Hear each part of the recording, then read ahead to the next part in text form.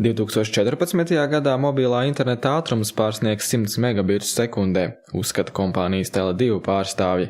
Savukārt gadu vēlāk katrs otrais iedzīvotājs izmantos internetu telefonā vai lietos mobilo internetu.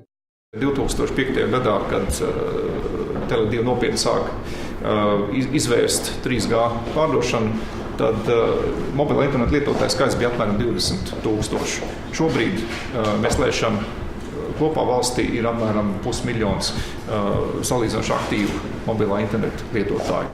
Tāpat 2015. gadā 75% Latvijas iedzīvotāju būs izvēlējušies lietot viedtālruņus, domā Tele2.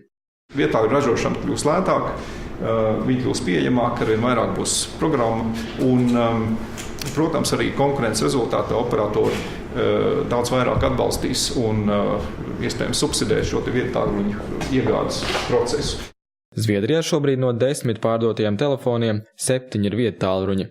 Tāpat Tele2 prognozē, ka 2020. gadā mobilais telefons aizvietos ikdienā pierastās kredītkartes. Pirmie soļi, tehnoloģiskie soļi šai jomā ir spērti. Telekomunikācija profesionālā presa jau intensīvi apskata tā saucamos tuva lauka komunikācijas risinājumus, angliski near field communications, kuri ļaus, pietuvinot mobilo tālruni nolasītāju terminālam, norēķināties par pakalpojumiem.